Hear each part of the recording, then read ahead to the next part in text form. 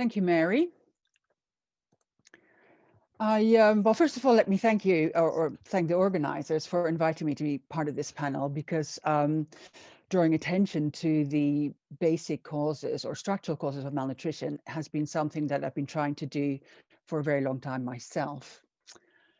So what I will do in this brief presentation, can I have the next slide? Yes, is to really focus on four key messages or four key issues. One is how systems and institutions influence the distribution of resources and ultimately nutrition.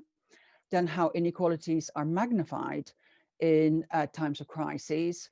And then also why focusing on the immediate causes can actually become part of the problem. And then a few thoughts on the way forward.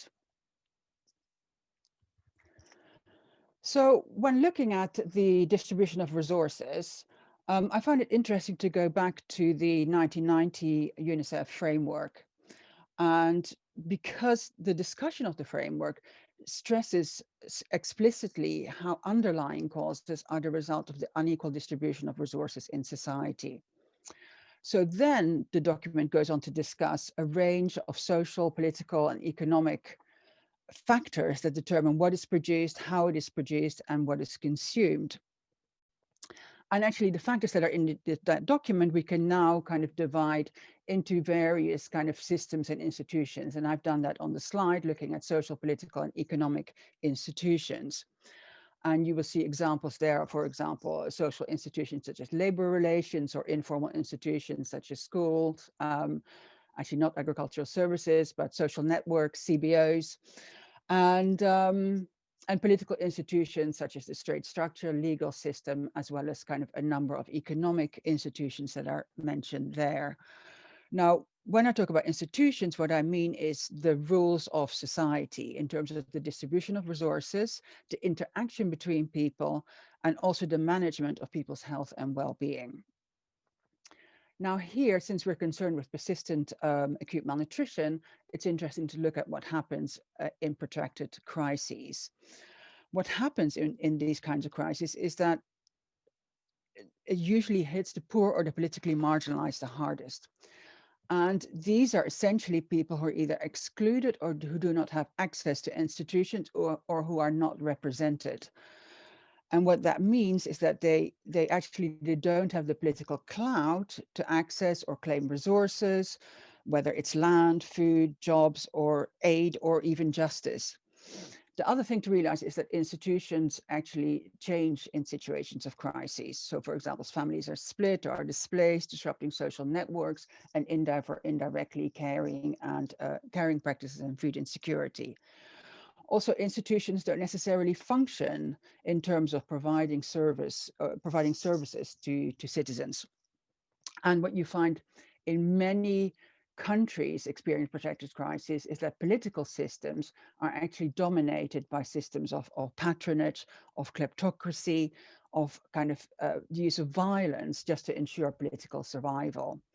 So my proposal here is that in an adapted framework, we keep political structures and systems at a slightly higher level from other systems and institutions because they have such a big influence on other institutions. Next slide, please. So looking briefly at the political economy of food in Somalia and Sudan. Now, in both Somalia and Sudan, it's generally always the same populations which suffer high levels of acute malnutrition. And this is going back many decades. And you'll see in these two maps, it's indicated by the roughly red and orange areas. So Sudan's kind of peripheries and southern and central areas in Somalia. Food crisis and famine also happens most often in these areas. Now, both countries are highly unequal. Power and resources are concentrated within a kind of central, more powerful elite, whether you're talking about land, trade, aid, finances, etc. And others, the people in the peripheries or in South and Central, are either unrepresented or excluded from national political and economic institutions. each of these has also kind of experienced, and so, and this goes back a long time. So this is the very historical kind of aspect of inequalities. Then finally, also important to consider here is the international dimension, or the influence of international politics and ideology. So, for example, in things like sanctions, debt, and the way in which aid is provided, of course, determines whether institutions can function in relation to welfare or subsidies, and sometimes also who gets the aid and how malnutrition is addressed. In these two countries, we also need to think about Islamism. For example, in Sudan in the 1990s, the Islamist ideology meant denying famine and refusing Western food aid with obvious consequences. So all of this also needs to be part of an analysis of political systems. Now, more specifically about the political economy of food here, I mean, really what we're looking at is how political and economic processes and institutions related to food can create power for some and vulnerability in others. This can be done, for example, through the control of trade and the manipulation of markets, through land grabs or takeovers by the more powerful. And what's interesting and striking when you look at food aid is that food aid often feeds into those kind of existing kind of power dynamics. So you find that, for example, traders or even government can restrict food aid, which indirectly provides profits for grain traders because the prices go up. Diversion to soldiers or militia provides a resource for them or boosts local authorities.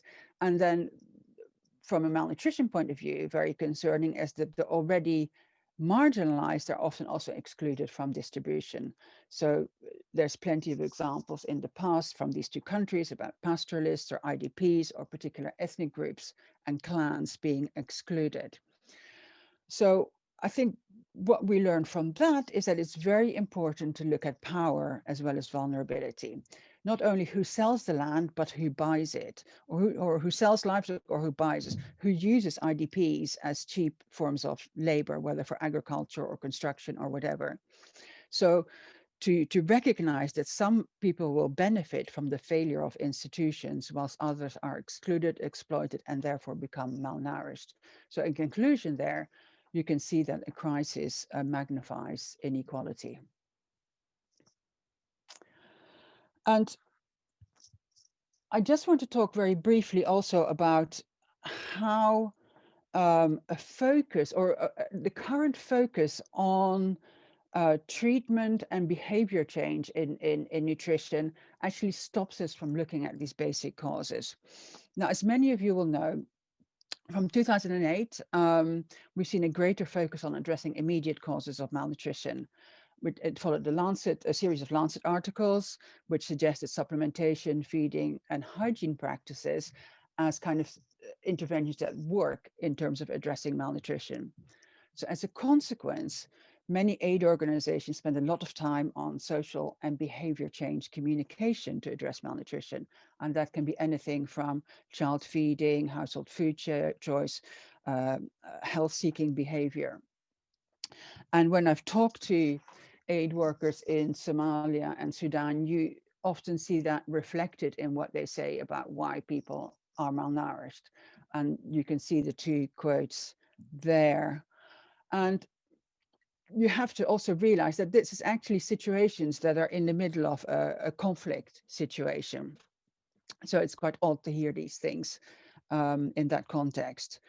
So how is it relevant to systems and institutions? Well, what this is doing is it's implicitly looking at what the malnourished are doing rather than how their access to and the functioning of institutions is affecting them as a group. Now, in addition to that, in countries like Sudan and Somalia, it's politically convenient not to analyze basic causes. I mean, it's very sensitive to start looking at kind of war strategies, unequal development, discrimination, or even how people benefit from the failure of institutions um, in analyzing the causes of malnutrition. But the danger is that you actually are not addressing the causes of malnutrition and worse, you can actually feed into existing systems of discrimination and racism, and therefore exclusion. And finally, what it does is it really removes or absolves governments from the need for protecting their citizens. So making sure, I guess, that their legal institutions are functioning. So ways forward. Well, I think the first thing is really to make basic causes visible, and it's really good that we started talking about it. Then, I think I've stressed the importance of looking at power as well as vulnerability. How do we do this? I think it's really important to start looking, again, I would guess, at qualitative methodologies as well as quantitative approaches.